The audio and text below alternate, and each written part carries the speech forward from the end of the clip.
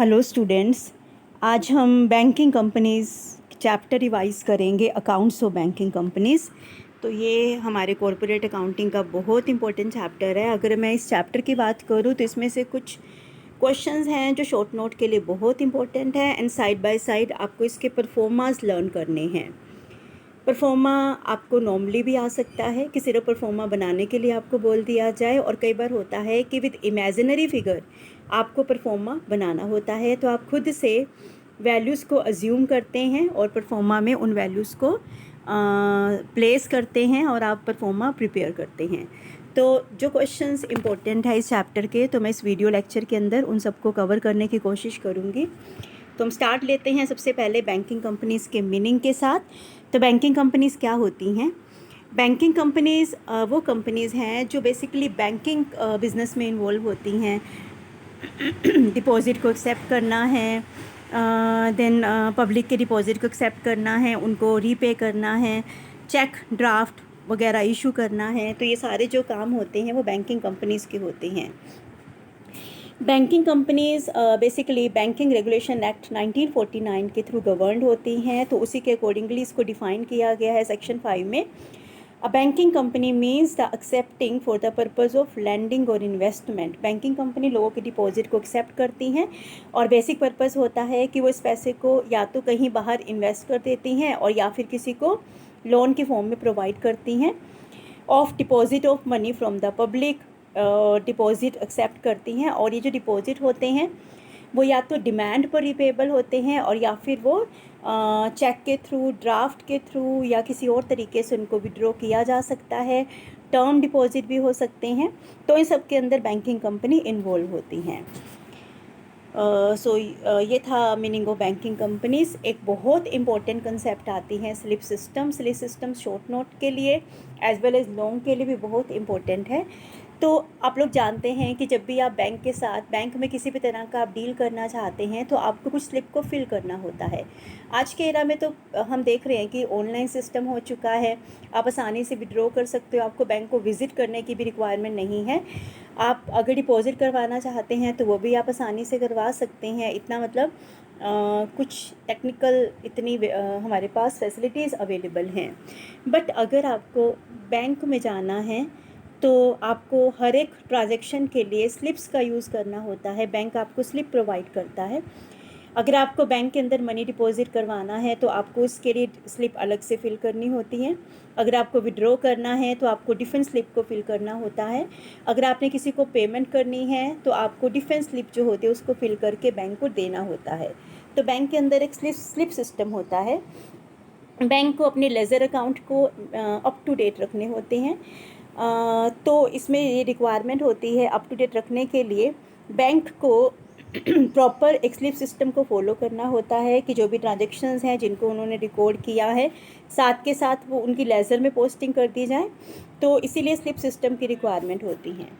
तो slip system basically अगर मैं बताऊँ तो स्लिप सिस्टम है क्या? Slip system of posting refer to the method in which the transactions in entered into the books of accounts on the debit or credit side as per the nature of the transaction। Transaction की nature के base पर हम उनको record करते हैं, bank उनको record करता है लेज़र में, और it is adopted by the banking companies to keep a record of the deposit made and withdrawal made by the customer out of their account.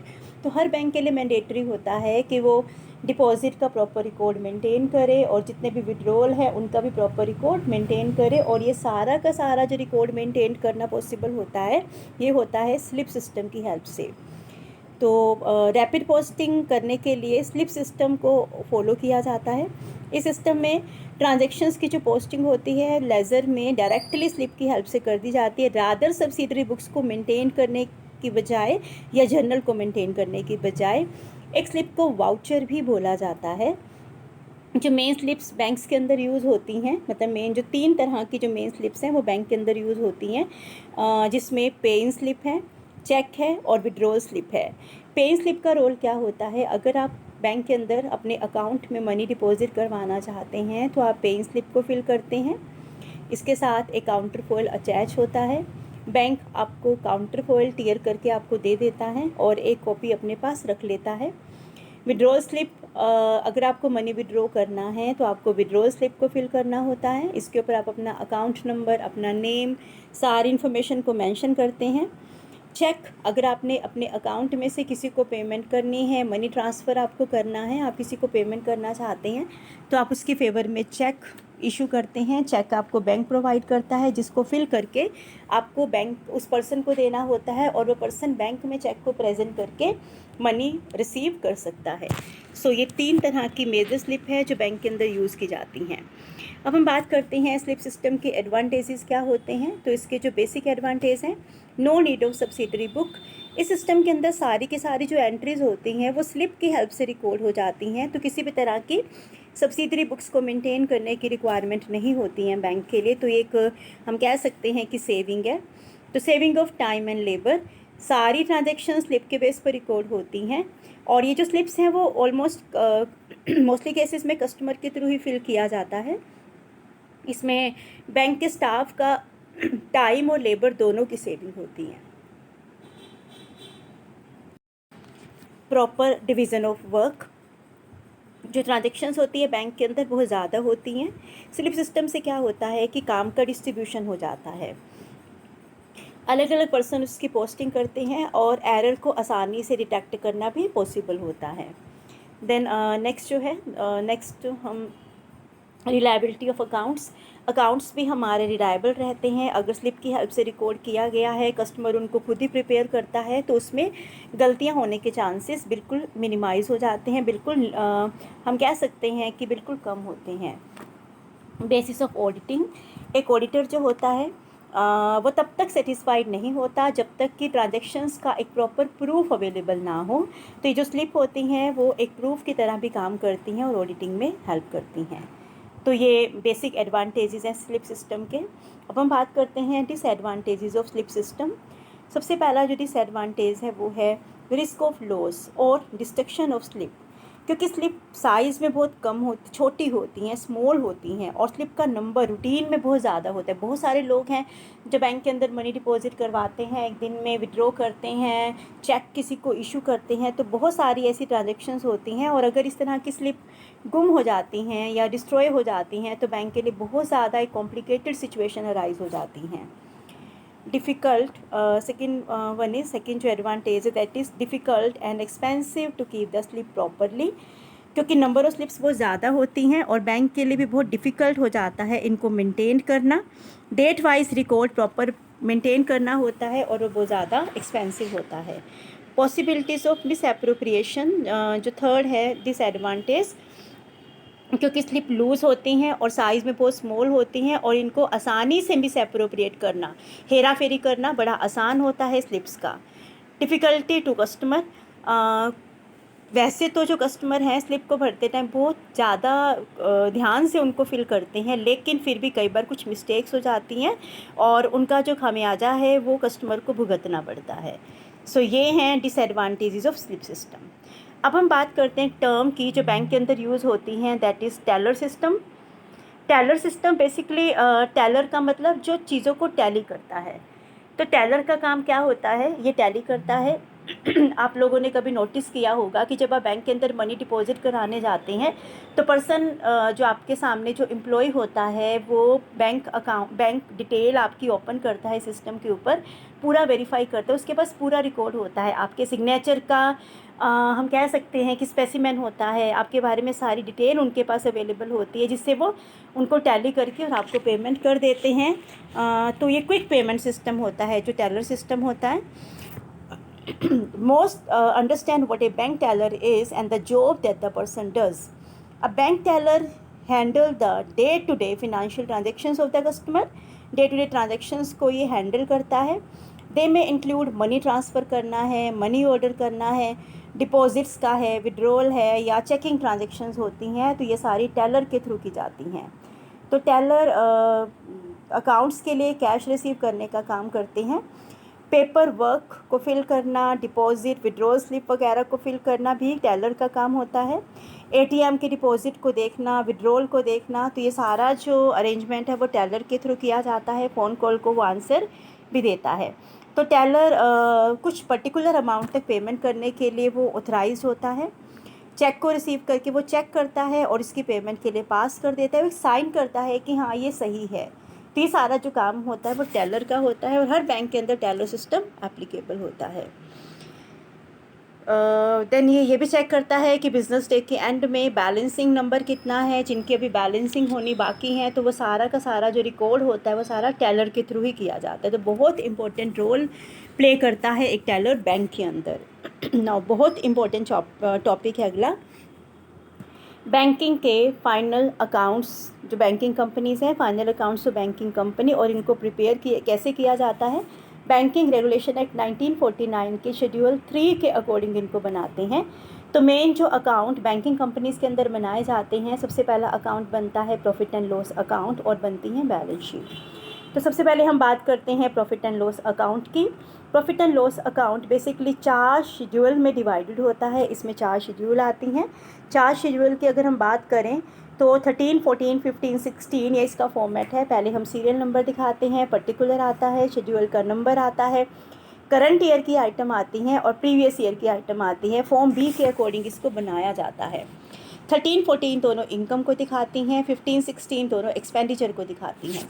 13 के अंदर बैंक को जो इंटरेस्ट के फॉर्म में इनकम होती हैं तो इनको इंटरेस्ट अर्न दिखाते हैं। 14 के अंदर अदर इनकम आती हैं जो इंटरेस्ट के अलावा है। 15, 16 दोनों एक्सपेंसेस के लिए हैं। तो 15 में जितना इंटरेस्ट के फॉर्म में इंटरेस्ट पे किया गया है तो 15 में आता है, और जितने ऑपरेटिंग एक्सपेंसेस होते हैं वो सारे 16 में आती हैं। प्रोविज़न एंड कंटिजेंसी इसके बाद दिखाई जाती है, कोई प्रोविज़न वगैरह अगर क्रिएट किया गया है। फिर हम क्या करते हैं, net profit for the year, जो भी हमारा नेट प्रॉफिट होता है वो हम दिखाते हैं, जो भी प्रॉफिट वगैरह होगा उसको दिखाया जाता है। उसके बाद फॉर द ईयर के बाद profit and loss brought forward, वो हम ऐड या माइनस कर देते हैं जो लास्ट ईयर का प्रॉफिट होगा। फिर एप्रोप्रिएशंस की जाती हैं कि फ्यूचर के लिए जो भी हम लोग सेव करना चाहते हैं, जो रिटेन करना चाहते हैं, उसमें ट्रांसफ़र टू रिज़र्व आता है, ट्रांसफ़र टू जनरल रिज़र्व होता है, प्रपोज डिविडेंड होता है, और लास्ट में जो भी बैलेंस अवेलेबल होता है तो वो कैरी फॉरवर्ड में चला जाता है।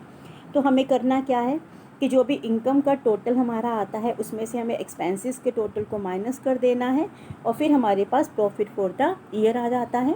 प्रॉफिट फॉर द ईयर में पिछले साल का प्रॉफिट या लॉस ऐड या माइनस कर देंगे तो हमारे पास ये टोटल प्रॉफिट आएगा, और उनमें से ये सारे जो रिज़र्व वगैरह हमने क्रिएट करे हैं इनको डिडक्ट करने के बाद जो अमाउंट हमारे पास अवेलेबल होगा वो हमें बैलेंस शीट में कैरी फॉरवर्ड करना है। तो ये है हमारा फॉर्मेट P&L का। इसमें जो अलग अलग शेड्यूल बनाई जाती हैं तो उनके बारे में भी हम डिस्कस आउट करते हैं। तो सबसे पहला हमारा आता है इंटरेस्ट अर्न। इंटरेस्ट अर्न जो भी बैंक को इंटरेस्ट के फॉर्म में इनकम हुई है, बैंक ने अगर बाहर एडवांस दिया है या किसी के बिल को डिस्काउंट किया है तो उसके ऊपर जो इंटरेस्ट वगैरह मिला है। इन्वेस्टमेंट्स की इनकम अगर कोई है तो वो भी इंटरेस्ट अर्न में आती हैं। RBI के पास अगर हमारा कोई डिपॉजिट है या अदर इंटर बैंक के फंड्स हमारे पास हैं जो हमने किसी और बैंक के अंदर डिपॉजिट कराए हैं तो उसके ऊपर भी हमें इंटरेस्ट रिसीव होता है। तो हम इन सब का टोटल कर लेते हैं। 14 शेड्यूल में हम दिखाते हैं अदर इनकम जो इंटरेस्ट के अलावा होती हैं, commission, exchange, brokerage, profit on sale of investment है, इसमें से loss on sale of investment को डिडक्ट कर दिया जाता है।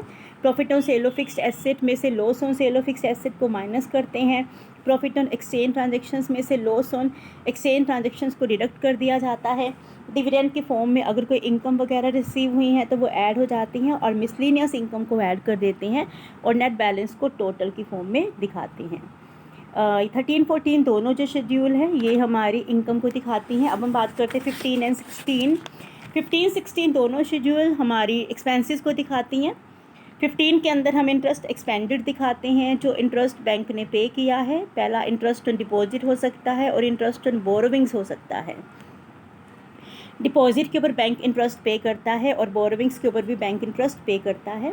16 में आती हैं ऑपरेटिंग एक्सपेंसेस, जो इंटरेस्ट के अलावा बैंक के खर्चे होते हैं, जैसे एम्प्लॉयज़ को पेमेंट कोई करी हैं या कोई प्रोविज़न वगैरह क्रिएट किया है। रेंट, रेट्स, टैक्सेस हो सकते हैं, स्टेशनरी प्रिंटिंग हो सकती हैं, depreciation on banks property, directors की फ़ीस, अलाउंसेस, एक्सपेंसेस आते हैं, ऑडिटर्स की फ़ीस है, लो चार्जेस हैं, पोस्टेज, टेलीग्राम, टेलीफोन एक्सपेंसेस आते हैं, repairs and maintenance and insurance आता है। अदर एक्सपेंडिचर में हम लेते हैं लाइसेंस की फ़ी हो सकती हैं, किसी को डोनेशन दिया है, एंटरटेनमेंट एक्सपेंसेस हो सकते हैं, ट्रैवल एक्सपेंसेस हो सकते हैं। तो ये सारे ऑपरेटिंग एक्सपेंसेस का पार्ट होता है। नेक्स्ट जो है इसके बाद प्रोविज़न है। प्रोविज़न क्रिएट करने होते हैं हमें। प्रोविज़न आता है जो हमें 13 और 14, 15, 16 जो इन शेड्यूल के साथ ही हमें दिखाना होता है। 15, 16 के बाद हम इसको दिखाते हैं। तो प्रोविज़न डिफरेंट पर्पस के लिए क्रिएट किए जा सकते हैं, जैसे प्रोविज़न फॉर बैड डेट्स हो सकते हैं, प्रोविज़न फॉर इनकम टैक्स हो सकते हैं, provision for decline in value of investment हो सकता है, ट्रांसफ़र टू कंटिजेंसीज। तो इनके लिए भी हमें प्रोविज़न क्रिएट करना पड़ सकता है। तो ये प्रोविज़न भी हम दिखाते हैं हमारे एक्सपेंडिचर वाली साइड पर। अब हम समझते हैं बैलेंस शीट के फॉर्मेट को। बैलेंस शीट में जो रिमेनिंग शेड्यूल हैं 1 to 12 उनको हम लेते हैं। 13, 14, 15, 16 मैंने आपको बताया है कि ये सारी जो हैं वो प्रॉफिट एंड लॉस के स्टेटमेंट में आती हैं, और बाकी जो 1 to 12 तक की शेड्यूल हैं वो हमारी बैलेंस शीट का पार्ट होती हैं। तो बैलेंस शीट के अंदर 1 to 5 लाइबिलिटीज़ को दिखाती हैं, और 6 to 11 ये हमारी एसेट्स को दिखाती हैं। 12 शेड्यूल जो होती हैं वो कॉन्टिजेंट लाइबिलिटीज़ के लिए होती हैं। बैलेंस शीट का जो फॉर्मेट है इसमें हम बैलेंस शीट एज एट 31 मार्च दिखाते हैं। शेड्यूल नंबर आता है, करंट ईयर की आइटम आती हैं और प्रीवियस ईयर की आइटम आती हैं। तो 1, 2, 3, 4, 5 आपको एज इट इज़ लर्न करना होता है। फर्स्ट शेड्यूल हमारी कैपिटल एंड लाइबिलिटीज़ में कैपिटल को शो करती हैं। Second schedule reserve and surplus के लिए होती हैं। Third is for deposit and fourth one is for borrowings and other liabilities and provision के लिए फिफ्थ शेड्यूल आती हैं। एसेट्स में हम cash in hand, balance with RBI के लिए 6 शेड्यूल दिखाते हैं। Balance with other bank at money at call and short notice की जो मनी एक बैंक दूसरे बैंक से बोरो करता है और वो कॉल एंड शॉर्ट नोटिस के ऊपर रीपे करनी होती हैं, तो वो एसेट का पार्ट है, तो 7 शेड्यूल में आता है। इन्वेस्टमेंट 8th में आती हैं। एडवांसेस 9 का पार्ट है, अगर बैंक ने किसी को एडवांस दिया है। 10th के अंदर हम फिक्स एसेट को दिखाते हैं, और 11 में अदर एसेट आती हैं। तो यहाँ पर हमारे पास capital and liabilities and assets आ जाती हैं, दोनों का टोटल इक्वल होना ज़रूरी है। हम लोग जानते हैं जो कंटिजेंट एंड लायबिलिटीज़ होते हैं वो कभी भी बैलेंस शीट के अंदर नहीं आता है, इसको हम अलग शेड्यूल में दिखाते हैं, ये ऐड नहीं होता। जैसे बिल फॉर कलेक्शन है, बिल डिस्काउंटेड हैं बट नॉट मेच्योर्ड वगैरह है, तो ये सारे कंटिजेंट लायबिलिटीज़ का पार्ट होता है। इनको हम शेड्यूल 12 में दिखाते हैं। अब हम इनको 1 by 1 समझते हैं। तो सबसे पहला हमारा आता है कैपिटल। कैपिटल के अंदर बैंक के कैपिटल को दिखाया जाता है। कैपिटल में अलग तरह के बैंक हो सकते हैं, जैसे नेशनलाइज्ड बैंक है जिनके ऊपर पूरी तरह से जो ओनरशिप है वो सेंट्रल गवर्नमेंट की होती है। सबसे पहले उनकी कैपिटल को दिखाते हैं, वो अपने कैपिटल को दिखाते हैं। और जो बैंक इनकॉर्पोरेटेड आउटसाइड इंडिया है तो अपने कैपिटल को दिखाते हैं। तो इनके पास जो मनी है वो स्टार्टअप कैपिटल के फॉर्म में हो सकती हैं, या आरबीआई के पास जो भी इन्होंने अपना डिपॉजिट रखा है तो वो भी यहाँ पर दिखाया जाता है। और अदर बैंक्स के लिए जैसे नॉर्मल कंपनीज़ की हम बात करते हैं, सबसे पहले ऑथराइज कैपिटल आती हैं, फिर issued capital, subscribed capital, called up capital, जिसमें से कॉल्स अनपेड को डिडक्ट कर दिया जाता है और फॉरफिटेड शेयर्स को हम ऐड कर देते हैं, तो वो कैपिटल का पार्ट है। Second schedule reserve and surplus की होती है, तो इसमें सारे रिजर्व दिखाते हैं। स्टैट्यूटरी रिजर्व जो इसका ओपनिंग बैलेंस है इसमें ऐड कर देते हैं, कोई भी एडिशंस अगर हुआ है और डिडक्शंस को माइनस कर दिया जाता है। सेम हर तरह के रिजर्व में हम सेम चीज़ों को अप्लाई करते हैं, ओपनिंग बैलेंस, एडिशंस ऐड और डिडक्शन माइनस। तो इसमें कौन कौन से रिज़र्व हम दिखाते हैं, स्टैट्यूटरी रिज़र्व हैं, देन कैपिटल रिज़र्व आते हैं, सिक्योरिटी प्रीमियम है, रेवेन्यू एंड अदर रिज़र्व होते हैं, और P&L के बैलेंस को दिखाया जाता है। थर्ड शेड्यूल हमारी आती हैं डिपॉजिट की, जिसमें demand deposit, saving bank deposit और टर्म डिपॉजिट आते हैं।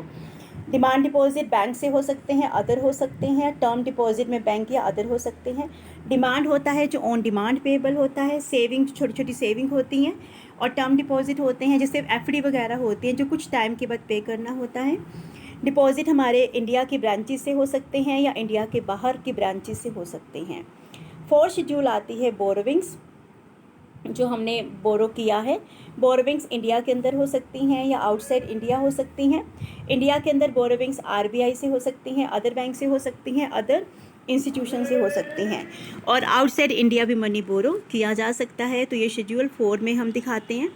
नेक्स्ट फिक्स्ड में हमें दिखानी होती है अदर लाइबिलिटीज़। अदर लाइबिलिटीज़ में बिल्स पेबल आते हैं। इंटर ऑफिस एडजस्टमेंट, यहाँ पर क्रेडिट का पार्ट हम दिखाते हैं। इंटर ऑफिस एडजस्टमेंट का मतलब कि अगर हमने क्रेडिट अगर बैलेंस है, किसी से लेना है, किसी को देना है, अगर क्रेडिट बैलेंस है उसका कि लेना देना ज़्यादा है, लेना कम है, तो आप लाइबिलिटी में दिखाते हैं।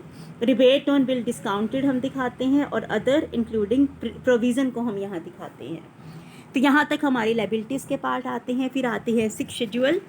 सिक्स में हम कैश इन हैंड दिखाते हैं। सबसे पहला तो आरबीआई के साथ या जो भी हैंड इन हैंड हमारे पास है, cash in hand foreign currency notes को इंक्लूड करके हम दिखाते हैं आरबीआई के पास जो कैश है हमारा करंट अकाउंट या अदर अकाउंट की फॉर्म में।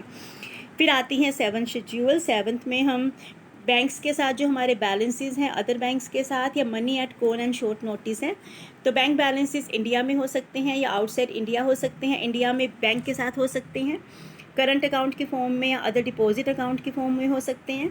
Money at call and short notice current account या अदर डिपॉजिट अकाउंट की फॉर्म में होते हैं। सेम आउटसाइड इंडिया भी होता है। नेक्स्ट हमारा आता है eight schedule, that is investment. Investment India में या इंडिया के बाहर हो सकती हैं। इंडिया में गवर्नमेंट सिक्योरिटीज़ में हो सकती हैं, अदर अप्रूव्ड सिक्योरिटीज़ में हो सकती हैं, shares, debenture, bond, subsidiaries, joint venture या अदर्स की फॉर्म में हो सकती हैं। और आउटसाइड इंडिया भी इसी तरह की जो इन्वेस्टमेंट है वो हो सकती हैं। नाइन शेड्यूल के अंदर हम दिखाते हैं एडवांसेस को। एडवांसेस कोई भी बिल जो परचेज़ किया है या हमने बैंक से डिस्काउंट करवाया है, बिल अगर डिस्काउंट किया है हमने किसी का, बैंक ने किसी का बिल डिस्काउंट किया है, कैश क्रेडिट है, ओवरड्राफ्ट है, लोन पेबल ऑन डिमांड आते हैं, टर्म लोन आते हैं। और ये जो एडवांसेस हैं वो टेंजिबल एसेट से सिक्योर्ड हो सकते हैं, गवर्नमेंट गारंटी से सिक्योर्ड हो सकते हैं, अनसिक्योर्ड लोन हो सकते हैं। एडवांसेस इंडिया आउटसाइड इंडिया भी हो सकते हैं। इंडिया के अंदर पब्लिक सेक्टर को एडवांस दिया जा सकता है, प्राइवेट सेक्टर को हो सकता है, बैंक्स को हो सकता है, अदर को हो सकता है। और आउटसाइड इंडिया में बैंक से ड्यू फ्रॉम बैंक्स हो सकते हैं, अदर हो सकते हैं, बिल परचेज एंड डिस्काउंटेड हो सकते हैं, सिंडिकेट लोन हो सकते हैं और अदर हो सकते हैं। तो ये सारे एडवांसेस के पार्ट है।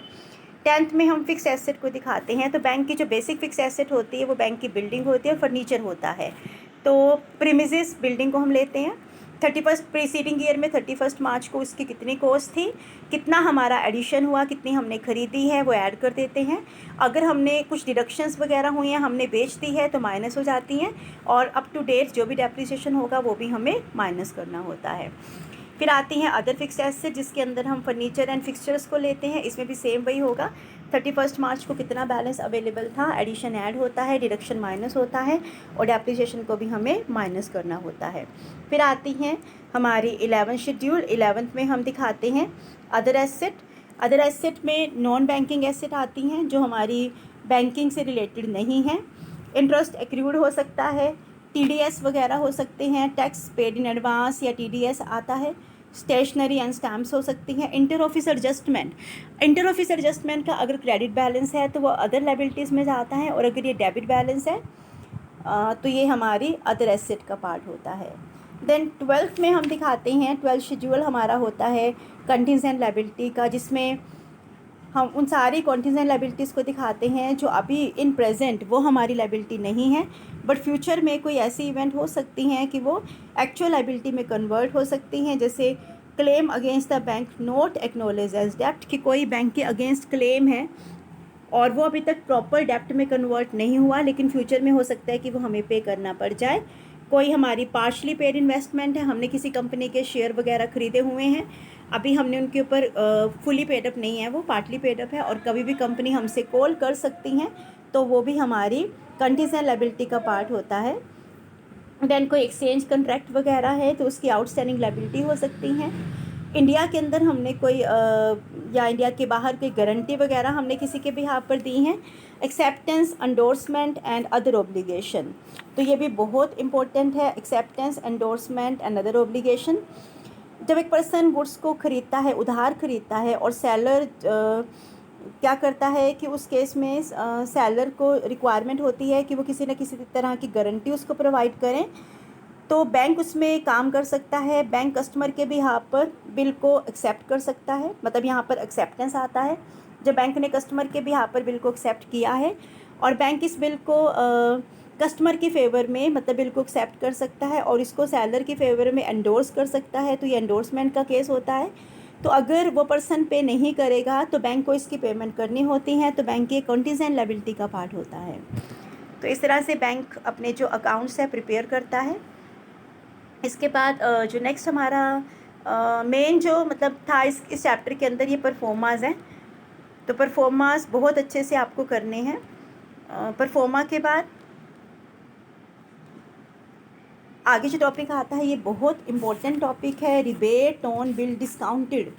रिबेट ऑन बिल डिस्काउंटेड ये शॉर्ट नोट के लिए बहुत ज़्यादा इंपॉर्टेंट टॉपिक मैं कहूँगी, बहुत बार ये पेपर में आता है।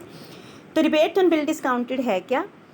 रिबेट ऑन बिल डिस्काउंटेड का मतलब ये होता है, बिल डिस्काउंटेड आपको पता है कि जैसे अगर एक पर्सन है एक्स और एक पर्सन है वाई, अगर वाई ने एक्स को गुड्स को सेल किया है लेकिन एक्स अभी पेमेंट नहीं कर रहा है, तो एक्स वाई को एक बिल दे देता है जो वाई के लिए तो बी आर होता है और एक्स के लिए वो बिल बी पी होता है। तो एक्स के पास वाई के पास क्या है, वाई के पास ये ऑप्शन होती है कि अगर वो बिफोर मैच्योरिटी डेट बिल की पेमेंट लेना चाहता है तो वो बैंक से इस बिल को डिस्काउंट करवा सकता है, बैंक से बिल को डिस्काउंट करवा सकता है और बैंक उस बिल की पेमेंट बिफोर मैच्योरिटी डेट कर देता है, लेकिन कुछ डिस्काउंट डिडक्ट करके करता है। और जब मैच्योरिटी डेट आती हैं तो बैंक को वो पेमेंट डेटर के थ्रू की जाती है, मैच्योरिटी डेट पर पेमेंट डेटर बैंक को करेगा। तो ये होते हैं बिल डिस्काउंटेड। अब बिल डिस्काउंटेड के ऊपर रिबेट का मतलब क्या है? Rebate on bill discounted is like the interest received and represent unearned discount on those bill which will mature after the closing of the financial account, कि जो इस अकाउंट के इस फिनेंशियल ईयर के क्लोज होने के बाद जो बिल मेच्योर होंगे उनका डिस्काउंट हमें ऑलरेडी मिल चुका है। जैसे अगर कोई बिल है, हमारा ईयर स्टार्ट हुआ अप्रैल 20 को, ख़त्म होगा 31 मार्च 21 को। कोई बिल है जो हमने 30 दिसंबर को हमने उसको डिस्काउंट कर दिया है 2020 में, बट इसकी जो मैच्योरिटी डेट है वो है 30 अप्रैल 21। तो हम इसकी पेमेंट पहले कर चुके हैं, मतलब ये डिस्काउंट की इनकम हमें रिसीव हो चुकी है, बट एक्चुअल में ये हमें जो रिसीव होगा इसकी जो पेमेंट है वो 21 को होनी है। इसका मतलब ये हमारे लिए एडवांस है और ये इनकम अगले साल से रिलेटेड है, करंट ईयर की नहीं है। तो ये हमारी एक लायबिलिटी की तरह ट्रीट होती है, रिबेट ऑन बिल डिस्काउंटेड। तो जो बिल अभी फिनेंशियल ईयर के बाद मतलब इस ईयर के बाद जो मेच्योर होते हैं तो उनका जितना डिस्काउंट होता है, जो अनअर्न्ड डिस्काउंट है, वो रिबेट ऑन बिल डिस्काउंटेड का पार्ट होता है। तो हर एक बैंक बहुत ज़्यादा बिल रूटीन में वो डिस्काउंट करता है और डिस्काउंटिंग के जो मतलब जिस टाइम बिल को डिस्काउंट किया जाता है तो बैंक टोटल डिस्काउंट के अमाउंट अपने P&L में क्रेडिट कर देता है, लेकिन सारे जो बिल हैं वो सेम ईयर में मेच्योर नहीं होते हैं। डिस्काउंट का वो पोर्शन जो अगले साल से रिलेटेड होता है, जो इस अकाउंटिंग ईयर के बाद का टाइम है, तो उसको हम रिबेट ऑन बिल डिस्काउंटेड या अनएक्सपायर्ड डिस्काउंट बोलते हैं। जैसे अगर एक कस्टमर अपने 4 मंथ का बिल है उसको बैंक से डिस्काउंट करवाता है और 1600 रुपीज़ वो 1 फरवरी को डिस्काउंट की फॉर्म में पे कर देता है। अकाउंटिंग ईयर तो 31 मार्च को ख़त्म होगा, मैच्योरिटी की जो डेट है वो 30 मई है। तो इस ट्रांजेक्शन में बैंक 1600 डिस्काउंट में क्रेडिट कर देगा, लेकिन 31 मार्च का जो बाद का डिस्काउंट होगा अप्रैल और मई, ये हमारा अनएक्सपायर्ड डिस्काउंट होगा। तो 2 मंथ के डिस्काउंट को हमें अनएक्सपायर्ड में लेना होगा, अनएक्सपायर्ड डिस्काउंट में हम लेंगे। तो अनएक्सपायर्ड डिस्काउंट लायबिलिटी की तरह ट्रीट होता है। तो हमें करना क्या है, जितना भी टोटल बिल डिस्काउंटेड है उसको जितना पार्ट कस्टमर का होगा, मतलब जो हमारा प्रेजेंट कैश वैल्यू है वो कस्टमर के सामने चली जाती है और जितना डिस्काउंट होगा, क्योंकि जब आप बैंक से बिल डिस्काउंट करवाते हैं तो bill discounted account debit to customer और टू डिस्काउंट हो जाता है। एक बार अगर हमने इंटरेस्ट की अमाउंट को डिडक्ट कर दिया है तो डिस्काउंट की जो अमाउंट है उसको एक बार तो इंटरेस्ट में से माइनस किया जाता है शेड्यूल 13 में, और इसको हम अदर लायबिलिटी में शेड्यूल 5 में भी दिखाते हैं। तो बिल को डिस्काउंट करने के लिए जो भी इंटरेस्ट की इनकम होती है, डिस्काउंट की जो इनकम होती है उसको शेड्यूल 13 में दिखाते हैं इंटरेस्ट अर्न्ड वाले पार्ट में, और अदर लायबिलिटीज़ में भी दिखाते हैं शेड्यूल 5 में, क्योंकि वो लायबिलिटी का पार्ट भी होता है जो हमारा अनअर्न्ड डिस्काउंट है, जो हमारा अनएक्सपायर्ड डिस्काउंट होता है। तो इसको हम एक एग्जाम्पल से समझते हैं। देखो 31 मार्च 1999 को बैंक के पास कुछ अनमेच्योर्ड बिल्स के बैलेंसेस अवेलेबल हैं। February 13, 1999 20,000 की अमाउंट है, 6 मंथ का बिल था और इसको 10% की रेट से डिस्काउंट किया है। मार्च 8 को 99 30,000 4 मंथ का बिल है और 12% की रेट है। अप्रैल 2 1999 15,000 का बिल है, 3 मंथ का है और 10% का डिस्काउंट है। नवंबर 11 1998 30,000 का बिल है, 3 मंथ की टर्म है इसकी और 12% का डिस्काउंट है। तो आपको rebate on bill discounted compute करना है और आपको जर्नल एंट्री भी करनी है। तो पहले तो हम ये देखते हैं कि इनका टोटल रिबेट कितना बनता है और इसका टोटल डिस्काउंट कितना बनता है और रिबेट का कितना प्रोपोर्शन है उसके अंदर। आपको जो ड्यूरेशन है वो 31 मार्च तक का लेना होगा कि 31 मार्च तक का कितना टाइम है और उसके बाद कितने मंथ बनते हैं। अगर February 13 को डिस्काउंट करवाया तो 31 मार्च के लिए बिल है और 6 मंथ का है, ये 6 मंथ का। तो अप टू 31 मार्च तो करंट ईयर से रिलेटेड होगा और बाद में जितना टाइम बनेगा वो आफ्टर 31 मार्च के बाद वाला जो टाइम होगा वो रिबेट के प्रोपोर्शन को दिखाएगा। तो पहले आपको इन सब की मैच्योरिटी डेट कंप्यूट करनी पड़ेगी। देखो ड्यू डेट में हम 3 दिन ग्रेस के भी ऐड करते हैं। पहला बिल हमारा जो था वो 13 फरवरी 1999 का था। अगर हम इसकी ड्यू डेट निकालें, 6 मंथ का बिल है, 13 फरवरी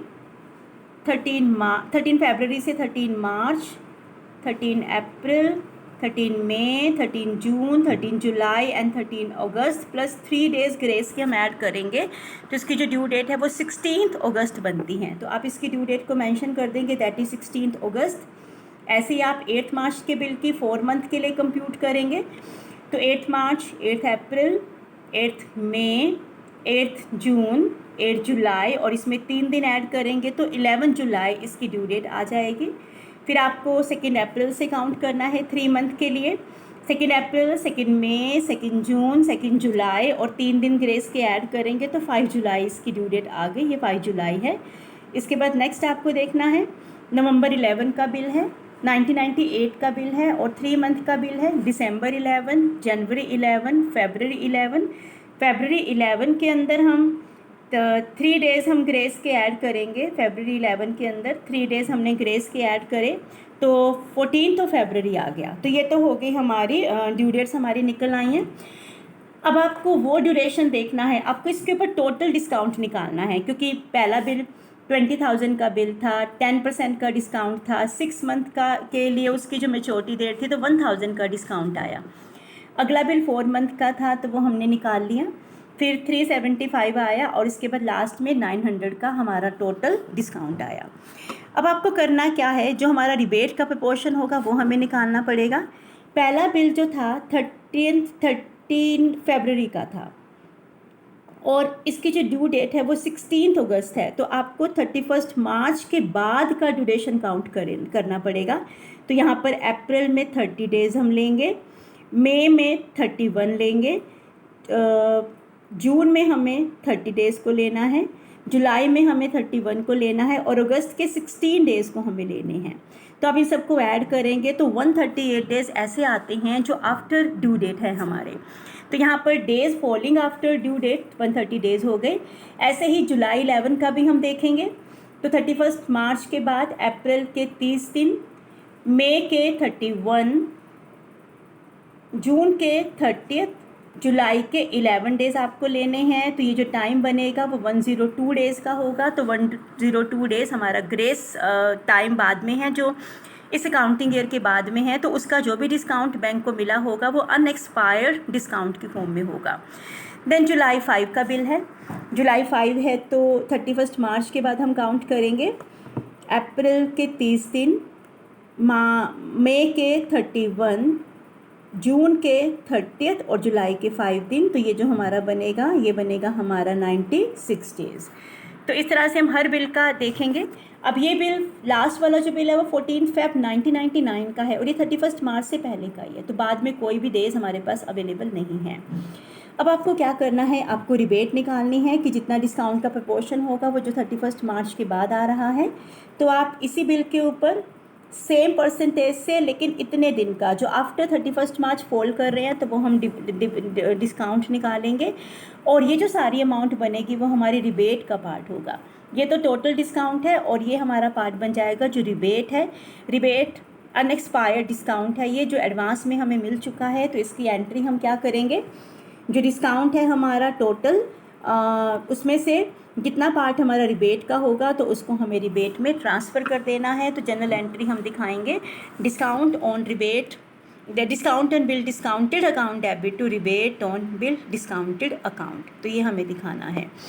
इससे पहली जो एंट्री हमने करी होगी तो वो हमारी हुई है BR account debit to discount. जितना हमारा टोटल डिस्काउंट था 3475, ये हमने सारा का सारा ट्रांसफ़र कर दिया था।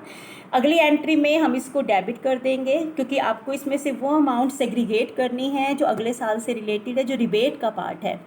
तो discount on bill discounted account debit to rebate on bill discounted account, तो हमें अनएक्सपायर्ड डिस्काउंट की एक एडजस्टमेंट एंट्री को पास आउट करना है।